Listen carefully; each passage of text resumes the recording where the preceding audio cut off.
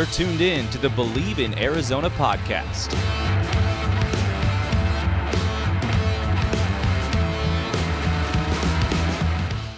Hello, Bear Down Believers, and welcome into the show. I'm your host, Matt Reynoldsson. We are powered by the Bleav Network, and now we're looking forward to a crossroads point in the season for Arizona football. The Wildcats hosting fellow 3-4 team West Virginia. We'll go over that on the podcast today, as well as going through my picks for this weekend in college football. But before we get to that, I want to remind you to please subscribe to the show on Spotify, Apple Podcasts, TuneIn, wherever you get your podcasts at Bleav in Arizona. Also want to remind you that today's episode brought to you in part by these babies, Melon hats. Great way to, just dress up your outfit, dress down your outfit, super casual, but can go with just about anything. Wear it to work out. I do quite a lot. Wore it to the pool today. It's just a good way to just add something, add an element to your outfit. And these, they keep their structure, they keep their shape, and they smell great. They don't have that hat smell after a round of golf that you have sometimes. So if you want to check them out, go check them out at melon.com. That's MELIN.com.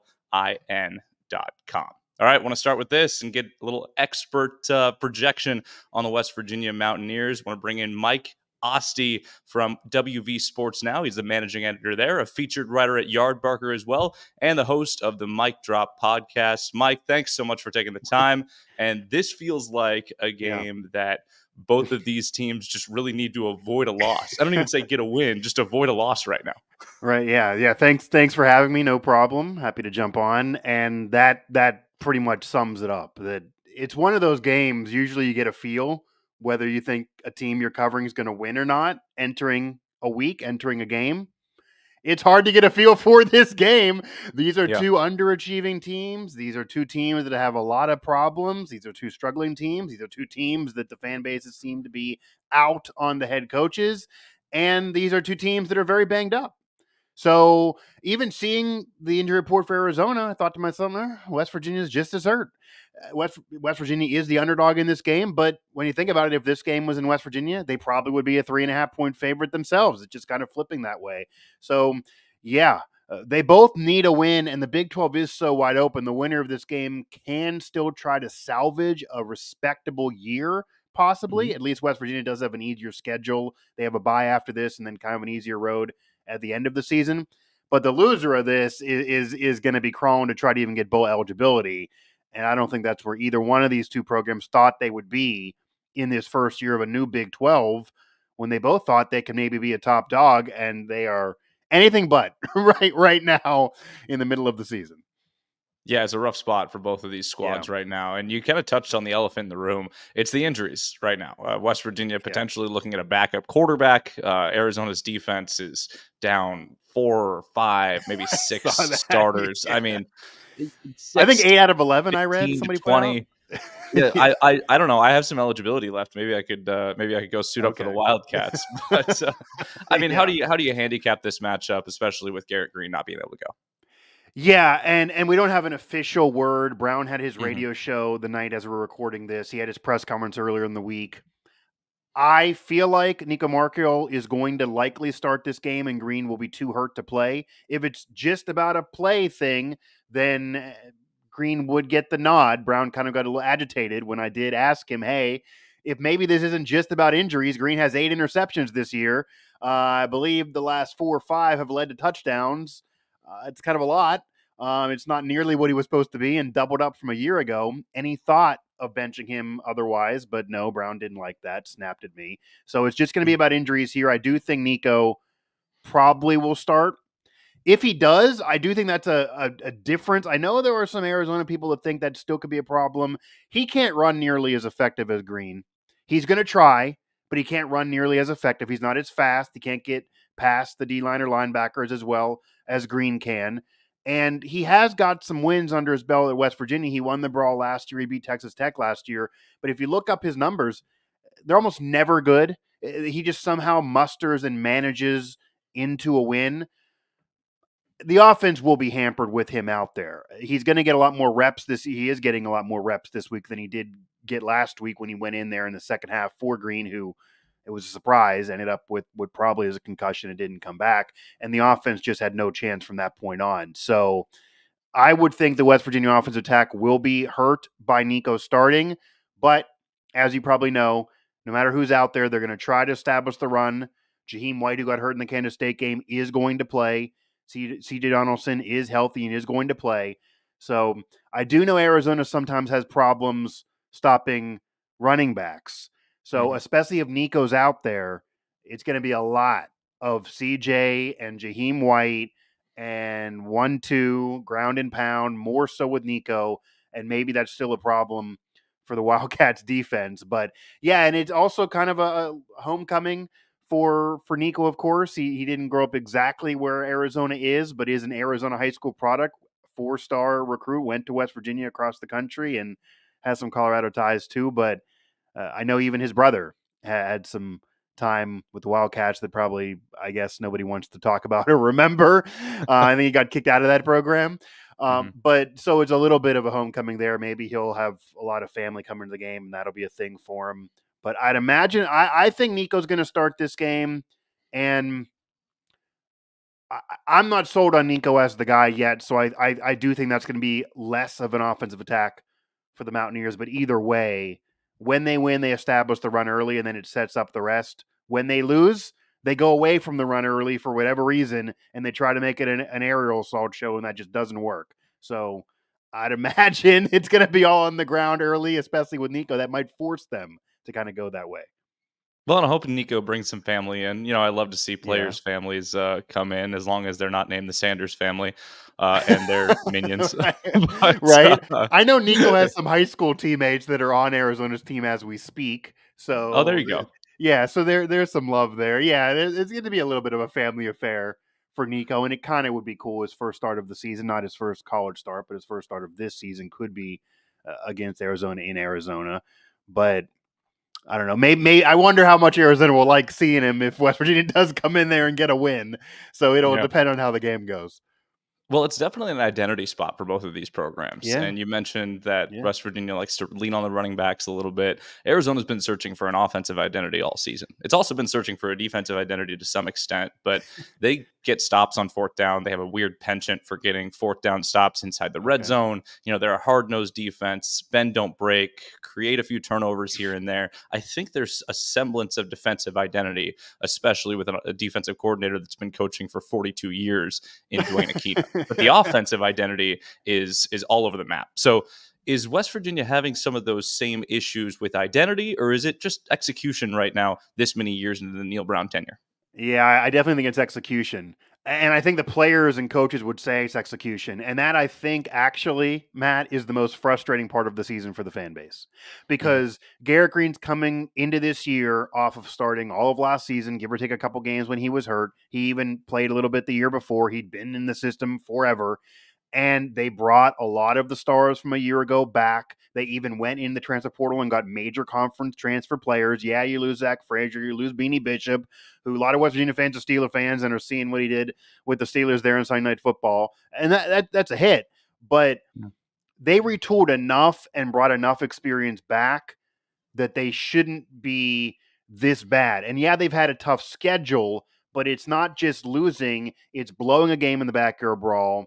Not really looking like you showed up against Penn State at all after all the hype and Pat McAfee bringing a homecoming feel, and then you completely don't show up. Similar thing against Iowa State. You're giving points away, and then Kansas State was one of the worst performances in years, and that I think is the most frustrating part. They do say it and this is, I think, again what frustrates the fans. The players go out there every Monday and say, "Oh, it's little fixes, it's just execution. We just didn't do this, this mistake here, little fix." And it's like, I'm going to need you to start fixing things several weeks into the season. I don't know why these little fixes keep happening. But no, this is a team that wants to establish the run. It's a run-first offense. It has a dual-threat QB. It wants to sprinkle in some big plays through the air with a great deep ball thrower in Garrett Green. That's the offensive identity. Brown's now calling the plays for a couple years now since Graham Harrell was OC, and he's been an OC back early in his career. He knows how to do that. He's been more aggressive this and last year. He does go for it a lot on fourth down. I expect that for Arizona fans. He's going to keep on going for it. And then defensively, the identity is a weak pass defense, a weak secondary that was supposed to be better than this, but it's been real bad, and they're not changing personnel, so it's going to keep on probably being rough. Arizona is going to probably like to try to throw the ball, and that'll help them in this game. And then a pass rush that's actually been good. If you look at the PFF numbers and other numbers, the pass rush has been good. Even the run defense has been good. They stopped Ollie Gordon in his tracks. He didn't do anything. But even Giddens didn't dominate. He was okay, but he wasn't. Johnson was more of a problem through the air, the Kansas State's quarterback. So that's the ticket. Any team that can throw the ball will have success against West Virginia. And then the question will be, can the Mountaineers score enough on offense to make that null and void on defense and win a shootout? If a team cannot throw the ball, then West Virginia does have a chance to win and have a great defensive effort, because kind of like what happened against Oklahoma State, because if you can't throw, they maybe will get in your face, get some sacks, and stop the run. But if you can throw, it'll be a problem.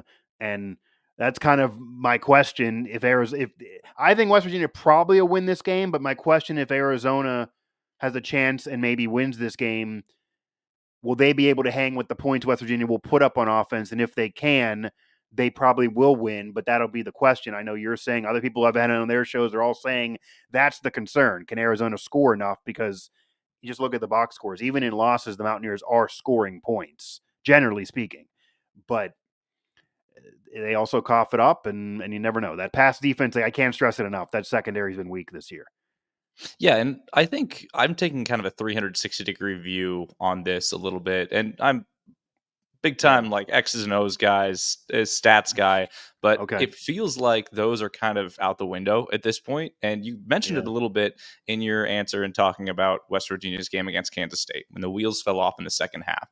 It feels like these two teams right now, and I don't want to make more than it is. I know these guys take it game by game, but they're not professional athletes. These two teams look emotionally beaten down right now. Yeah. Is this just a matter of who shows up and gets back to basics on Saturday afternoon? It could be.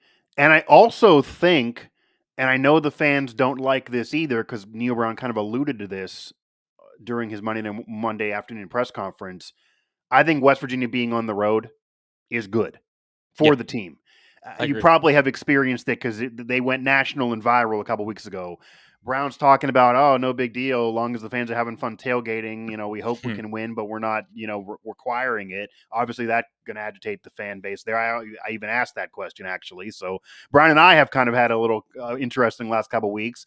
And then talking about kind of maybe needing a break from the fans this week, that made them agitated as well. But I think it's now true.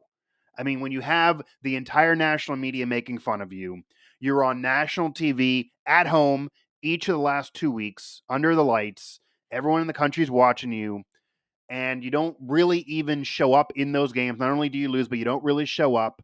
You have bad mistakes, and then you're way out of it in the second half against Kansas State. You had injuries. That's part of it too. Green, to make it clear to the Green, White, and Wyatt Milam, who's an NFL player, they all didn't play in the second half for the Mountaineers. Now, Milam's questionable, Green's questionable, White's going to play this week against Arizona. But that was part of it too, but they didn't show up. Nico didn't look good. But yeah, I almost think, can they muster up some vigor to want to prove people wrong, to still have something in them as an athlete to show, hey, we're better than this, maybe to prove that, hey, it was a tough schedule. Some of these undefeated teams out there, they don't have any ranked teams on their schedule yet. They're going to show up, and we'll see what they can do against them. West Virginia has already played 3 ranked teams. Now, they haven't beaten them, and multiple teams they've lost to are undefeated. And Iowa State and Kansas State. Kansas State's only losses to BYU, who's real tough, and they lost to Penn State too. But and Pitt, actually, throw them in. So 4 actually. So it's been a rough schedule. It will get easier, but can they prove all of that by getting this win against Arizona? If you lose to Arizona, even though it's a long road trip, then everyone's going to say, they're just as average as you. Yeah, it was a tough schedule, but you're not even good. So what are we doing? I think the fans would check out. They have a bye coming up. This is a needed win for West Virginia to salvage anything of this season. But I will also tell you, you can just see this on social media. There now are fans that are rooting against the Mountaineers. There is a contingent of West Virginia fans that do not want to win because they feel winning is going to keep Neil Brown's job, especially if he can crawl to 7-8 wins and kind of win out or only lose one game. And there are fans that don't want that. I mean, the previous regimes all had a lot more success than he has had in these 6 years. So that's also the weird dichotomy here. And being on the road should help them. Whereas if they were at home, I'm not sure who would be at that stadium. I definitely don't think they would pack it in. Yeah, I covered Nebraska during the Mike Riley era, and Okay. 2017 definitely felt like that, with fans almost rooting against the team because they were out on the head coach, and Yeah. it happens. And it could happen here in Tucson as well. I don't think it's at that point of boiling over. I think people are still hoping Brennan and this staff can turn it around, and hoping this offensive staff can really find some bread and butter that works. But so far, it hasn't. And you know what? I not to give him too much of the benefit of the doubt, but part of that might have been just coming in late January as well. We're talking with Mike Asti Yeah, of WV sure. Sports Now, the managing editor for that site. And Mike, this is the first game West Virginia will be playing in the Mountain Time Zone. Arizona's technically Mountain Standard Time, even though it Okay. doesn't Yeah. observe daylight savings time. But the first game in the Mountain Time Zone since a game at Colorado in 2008. Yeah. Not a very common road trip for West Virginia, but obviously the reality of the new Big 12. How much has that been a topic in this week's press conference? Is just the travel and the Yeah. unique structure of that? Yeah, it was talked about a little bit, but not all that much. And kind of whether you're going to go a day earlier, whether it's going to be a similar schedule as normal. Neil Brown did try to downplay it, I will say, and whether that's smart or not, I'm sure if they lose, it's going to come back to him because all his clips are clipped and go viral. But he tried to argue that it's similar to when they have to go to Texas Tech, and they're going to go to Lubbock this year. And he came from that tree. The program has been in the Big 12 for a while with Texas Tech, so they're familiar with that trip. So he tried to argue, well, once you get to Texas Tech, it's not that much different. It's not that much further. No big thing. Like, I mean, it's a little further. It's not, but I guess kind Just of a he has little a bit, point. Yeah, like once a you're few hundred going, miles. yeah, right. Like once you're going there, like what's the difference? Just pass out, throw some music on, and just Right. enjoy the rest of the ride. So yeah, he kind of tried to downplay it a little bit, and I do think getting the 7 p.m. Eastern time start does help a little bit. Brown did say that he feels the TV network did a little bit of a favor to the Mountaineers because you're either dealing with a Helps my situation. schedule at least. Yeah, I mean, I don't even mind it on the East Coast. I'm not making this road trip. I do, cover some of the road games. I'm not making this one, unfortunately. I wish I was and join you over there at the pool. But it even helps on East Coast. I mean, I was thinking it was going to be a 10:30 p.m. Eastern time, and it'll be 3 in the morning. Right. No one will be even caring what the game recap looks like. So 7 p.m. makes it a little bit normal. Yeah, it makes it Pacific at 4. And Brown was a little worried that it was going to be either way too early and they wouldn't get their body clock. And to them, it would be like 9 a.m. when they were playing if it was more in the afternoon, or it would be that 10:30 p.m. Eastern time. And then it would kind of screw things up a little bit for them as well, even though they're obviously earlier out there in Arizona. So he thinks this is as normal as possible, and he does appreciate the start time, as everyone probably does. So maybe that helps out a little bit. But I do think they're in a situation that you said at the top. There's no more worry about style points here. No one's getting Mhm. any individual awards. No one's vying for anything here. Your draft stock is what it is. If you're that type of player, it's probably been hurt at this point. I don't think Green's going there anyway. And Milam, he's graded fine in every game, whether they win or lose. They need to just somehow crawl up and get a win here. They just need to muster up a win, and we will see. You mentioned you covered Nebraska. Maybe Arizona also is benefiting from, facing a West Virginia team. They're not going to Morgantown, where Nebraska and Morgan and W are similar. It's college town Mhm. atmosphere. It's long tenured programs. It's historic programs. They're going to talk about what happened 100 years ago, as well as talking about the present. Whereas Yep. maybe Arizona's not that much of that feel. So maybe it'll again be a breath of fresh air for the West Virginia players to be away from the college town atmosphere and just be about playing football away from what the fans are saying, and kind of a lucky break for Arizona that they're not going into a rabid college atmosphere while they're trying to recuperate things, as long as the fan base would show up. But yeah, it's very interesting because when you look at this new Big 12, there was an opportunity for both of these programs to kind of try to seize the day, and it's just not Not happened yet. And certainly not this year. But yeah, it'll be very interesting if West Virginia does lose this, because then there's a bye week. Mm-hmm. I always have thought Neil Brown's going to last the year, but if not, you probably make those decisions during a bye week after a bad loss. So Right. that'll give time for that possible decision. Well, Mike, you set it up well, and I know you mentioned a couple answers ago that you do think West Virginia's going to win this game. I'm sort of leaning towards you, but you're going to have to wait till the end of the podcast to figure out who I'm actually picking. Okay. But Okay. outside of the pick, just a couple keys to what will swing this game either way as we get set up for Arizona, West Virginia on Saturday afternoon. Yeah, I mean, number one, as I said earlier, West Virginia has to get some semblance of a pass defense. Aiden Garnes, other players like that are also going to miss this game. They are just so banged up. They're Aubrey Burks, who's an NFL-style player. He's going to miss this game again. Can Arizona air it out enough? Because West Virginia's pass defense is just so bad. And then for individual players, how healthy is Jaheim White and what can he do? He was a sensation last year as a freshman. He's been good, but not great yet this year. They've used him probably not nearly as much as some fans would like them to use him. And he's now coming off of missing a second half because of an injury. He's never had to really deal with that yet in his career. What does he do? How much burst does he have? Can he take this game over?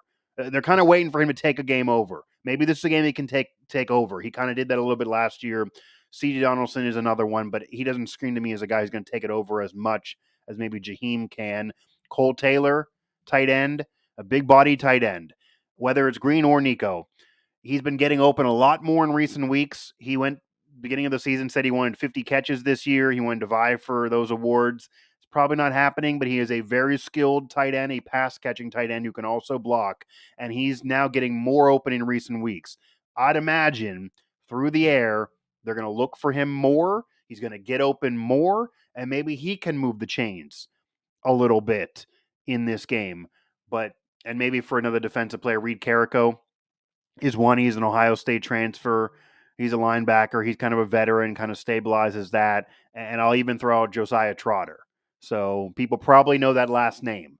That is that same lineage from his dad with the Eagles, from his brother with Clemson. He didn't go to Clemson. He went to WVU. He missed all of last year with an injury, which was supposed to be his freshman season, true freshman year, and he was supposed to play and have an impact then. He's been really good this year. The team hasn't been winning, but he is a stud and a beast. He even looks that way in practice, so I'd imagine he gets some tackles as well. But if West Virginia wins, Cole Taylor's getting some catches, getting some yards, maybe looks in the red zone, and maybe Jaheim White finally breaks one and has a big game. A lot of things to watch in this one. He is Mike Asti, managing editor of WV Sports Now, a featured writer on Yardbarker, and host of the Mike Drop podcast. Mike, thanks so much for joining us and previewing this game. Yeah, man. Yeah, no problem. Happy to do it. And yeah, it's a coin flip game. This is one I wouldn't recommend anyone betting on this. This is not a game to bet. There's other games you can bet on. This is a game where you lose your money because it's really, really hard to say. But yeah, must-win game somehow for both teams. But thanks, man. We'll say how you can win your money coming up next on the Bleav in Arizona podcast. Yeah. All right, time to make our picks on the weekend of college football. This is a loaded slate, but of course we'll start as we always do with our Big 12 picks. And at 12:30 on Saturday, starting off 12:30 Arizona time, 3:30 out on the East Coast, it's UCF, Arizona's opponent next week, hosting BYU. And the Knights are 3-4 on the season. BYU obviously on the fringe of the top 10, ranked number 11 right now. And this line is an eye popper. UCF, a 2-point favorite in this game at home. I think people are maybe noticing some recent trends with BYU, especially after a razor-thin margin win over Oklahoma State at home. That was a real back-and-forth game there. They're thinking BYU is due for a loss. I don't see it in this spot. I don't see it with this UCF team. I certainly don't see the total going under 53.5. Well, maybe I do. I think BYU's defense is really good, but UCF's offense proved something, certainly against Iowa State, putting up that many points there and really pushing the Cyclones to the brink on the road. I think this is a really reactionary line of what happened last week. And we've learned this season that this is such a week-to-week league in the Big 12. I think BYU is the better side. I think this is another tally in the loss column for UCF.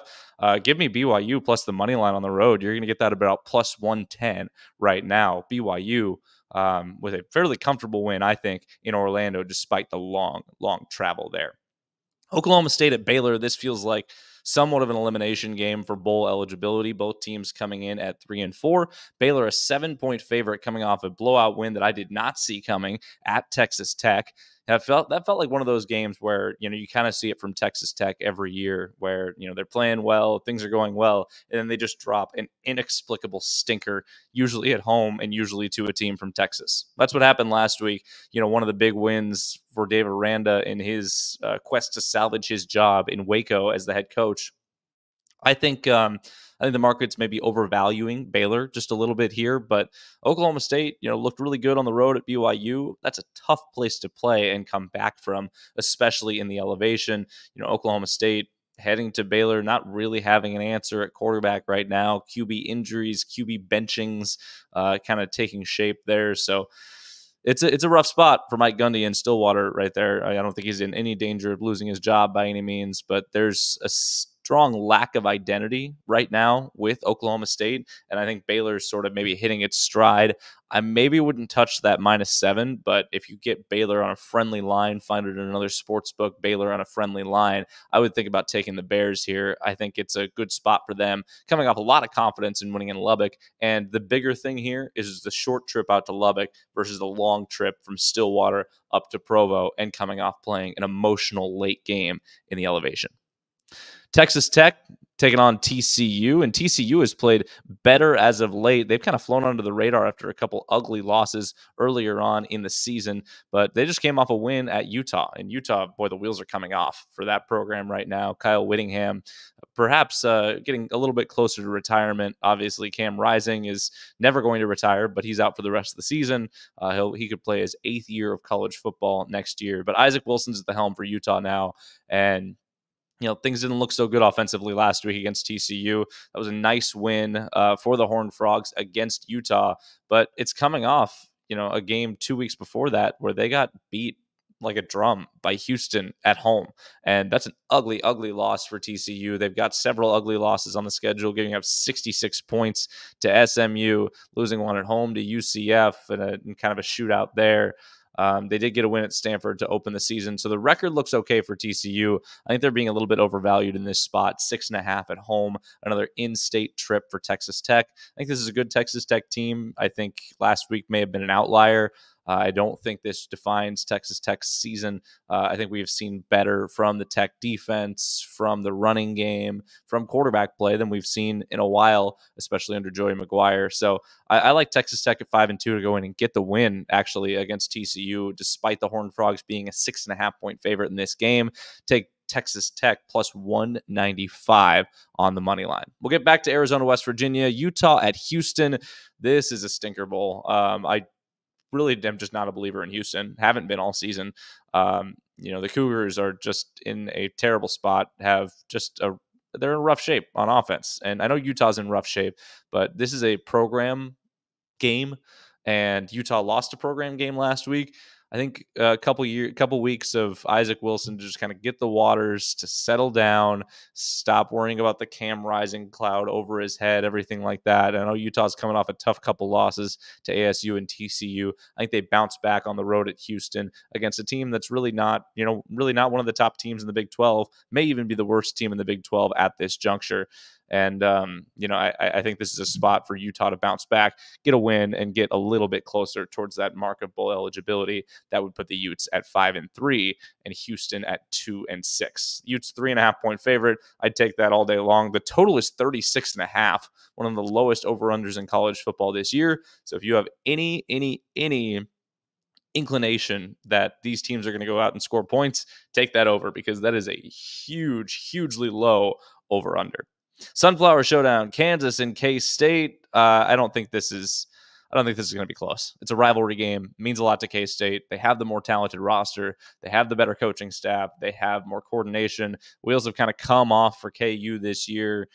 Things have not gone well post Andy Kotelnicki, the offensive coordinator, leaving for Penn State. Lance Leipold seems to be just kind of finding it. Jalen Daniels seems to be just kind of finding it as well. I think Kansas State rolls in this one. Take the Kitties -10 at home at Bill Snyder Family Stadium there. And Cincinnati at Colorado, this is kind of an interesting one. Colorado being massively overvalued at 6.5 points, but Cincinnati I don't really trust right now. I think the play here might be, especially with Cincinnati, the way Cincinnati's defense has been playing lately. I think the play might be the under. 57.5 is a pretty high over under in this game. That Colorado 6.5, I don't know. I'm not taking the hook. I mean, that's a touchdown. That's a tough spot at home since he's 5-2. I know Colorado's been playing a little bit better lately, but we'll see what happens when they face a team that can really punish them at the line of scrimmage. And the 2 times they did that this year, they lost games to Nebraska and Kansas State. Obviously, Arizona did not match up with them at the line of scrimmage last week. And Shedeur Sanders carved him up. It started with the third down issues and just kind of snowballed from there. But I think facing a team that can really muscle up to them at the line of scrimmage and can, run the ball against them, I think this is a team that could really give Colorado some fits in this late game, that ESPN Big 12 After Dark game. So I may avoid the Colorado 6.5. I think CU is probably going to win this game, but maybe sprinkle that under 57.5 with the way Cincinnati's defense has been playing lately. All right, we're going to go back to Friday night now. And I don't pick a lot of Friday night games because I want this to be green kind of throughout the weekend so you can have picks to have for Saturday, but this Friday night game is perhaps the biggest in the group of 5 this year. Boise State, the 17th ranked team in the land, and Ashton Jeanty, the Heisman favorite, going on the road to take on UNLV in Las Vegas. The Broncos are a 3.5 point favorite on the road. Love this matchup. Love the way UNLV has played lately, especially after losing their starting quarterback to an NIL issue in the transfer portal midseason. They've still been playing well. The Rebs are running. And this looks to be a really good team, looks to be a strong team that's going to give Boise State quite a fight there in Las Vegas. Should be a really interesting matchup. The total is 64.5 in this game. That is a huge number. If you have any insight on these defenses or any insight on what Boise State can do to slow down UNLV's offense, I would maybe sprinkle that under 64.5. But I would not bet against Ashton Jeanty in this game. I think it's another Heisman moment for him on a Friday night on the road. Biggest group of 5 game of the year. Give me Boise State minus the 3.5 points and Ashton Jeanty. This is a real hot take, but Ashton Jeanty to go off for another 200-yard game with multiple touchdowns. He's the best player in the country. Looks like it, and he keeps showing it every week. Continues to do so on a big stage. Just for the sake of my own heart as a Nebraska grad, I'm going to skip that Nebraska-Ohio State game. Last week was a rough one. Ohio State, 25.5 point favorite in that game. I just don't want to talk about the amount of pain I'm going to have on Saturday morning on that one. Notre Dame and Navy. That's a really good one. Another 9 a.m. game. That one on ABC. Watched here in Phoenix on ABC 15. That's my station. Notre Dame Navy is a really interesting game, especially with the midshipmen coming in undefeated to this spot. They look like both the service academies this year, two of the 3, I should say, look like they are ready for the long haul. Both Navy and Army are undefeated. Both are in the top 25. And neither of these teams are relying on the transfer portal. Neither of these teams pay their players a dime in NIL money. It's just old school throwback football. Win at the line of scrimmage, run the option, and shorten these games. So I think that's going to be a really fun game. Because of that, I would think the 51.5, especially with the quality of Notre Dame's defense, under is the side there. I think Navy could cover that 14.5 point spread against Notre Dame. I really wouldn't touch that. Navy's such an unknown right now as far as how they'll show up in this big game, in this big spot, especially at home. But I would look at that under 51.5 in this game because I think Navy tries to shorten the game. And I think Notre Dame's defense is strong enough to keep this a low scoring outfit. Washington, Indiana. This is a really, really interesting one. That's a 9 a.m. slot on Big Ten Network. And especially coming off of Indiana's win last week over Nebraska, the Hoosiers have game day, and this game is on Big Ten Network. Washington and former U of A coach Jedd Fisch, they're interesting, they're streaky, they're a tough out. And Indiana's not going to have their starting quarterback, Curtis Rourke, in this game more than likely because of a hand injury that he suffered in last week's game. So this is a spot where I would maybe look at taking Washington money line on the road, especially Indiana coming off a blowout, emotional win. big noon kickoff there last week, college game day here this week. Is this staff ready to go 8-0 and go into that final home stretch of November? This first-year coaching staff in Indiana ready to go into that home stretch of November and be in the mix for the college football playoff, be in the mix for being maybe less than a touchdown underdog to Ohio State, maybe a favorite against Michigan down the stretch? It's all ahead of this Indiana team, but they've got to get past a tough Washington team first. And Washington, this is a squad that's beaten Michigan. This is a squad that is going to pick off some teams and continue to pick off some teams down the stretch. I actually really, really like the Huskies here. I think Jed Fish goes on the road and gets a huge win at IU and kind of shocks the nation as Indiana kind of really never figures it out with a backup quarterback in this game. Give me Indiana plus the money line. They're a plus 200 on the money line, according to ESPN Bet right now. Illinois at Oregon. And Oregon is a 22-point favorite in this game. Give me the Illini, or excuse me, Oregon, yeah, is a 22-point favorite in this game. Give me the Illini to cover that. I mean, we saw it early on in the season, especially beginning of October. Penn State hosted Illinois in a spot for Illinois coming off of a Friday night win on national television. And Penn State was an 18.5-point favorite in that game. We told you to take the Illini in that game, that they were the side plus money. They ended up covering. They kept that game a dogfight for all 4 quarters, ended up losing 21-7, but easily covering that 18.5 points. I think that's the same deal at Oregon. It's a CBS game, 12:30 kickoff in Eugene, but this is not Ohio State coming in there. This is not a crowd that's going to be as juiced to play an Illinois team, and maybe a team that's as juiced to play an Illinois team that can really muck up the game and beat you up in the line at the line of scrimmage. I think Luke Altmaier's a good enough quarterback to move the ball against this Oregon defense, and I really do think this is going to be kind of a closer game. Give me a 10 to 13 point Oregon win, but plus 22 Illinois is the side all day long. If you're not taking that, you haven't watched the Illini this year. Mizzou at Alabama. Brady Cook not starting for Mizzou at quarterback. Give me Alabama roll tide all day long. 17-point favorite in this game. I think they blow Missouri out of the water and blow Missouri out of the rankings. Mizzou has not played well for large stretches of this season. They've eked out some wins, especially last week against just a reeling Auburn team. But a couple weeks ago against Texas A&M, it was exposure for the Tigers. I think Mizzou tumbles out of the rankings and Alabama wins by 17.5 or 17 points or more, I should say. Texas, an 18.5-point favorite at Vanderbilt. And that should be a really fun game because Vandy, as you all know, knocked off previous number 1 Alabama earlier on this season. And then last week, Texas lost at home to Georgia. So this is a big spot for both of these squads. Vandy really trying to prove that they belong in the race for the SEC title. They're at 5-2 right now, the number 25 ranked team in the land. The memes are flying in Vandy Twitter this week, so the Commodores are certainly excited for this one. Texas really needs to rebound in a big spot coming off that win or coming off that loss to Georgia. I think the bottom line of this is Texas is not facing the caliber of defense that it faced against the Dogs. And while Diego Pavia and this Vanderbilt offense can score and score with the best of them, Texas has shown a lot more on defense this year.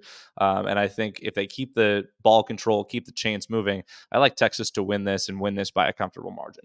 18.5 feels like a lot. But I would take the over 51.5 because I think Vandy can move the ball on offense, and I don't think they're going to be able to stop whether it's Quinn Ewers or Arch Manning under center for Texas as a quarterback. I think Texas is going to have their way a little bit offensively in this game. So take the over 51.5 in that game and avoid the Texas 18.5 line. That's a scary line right there.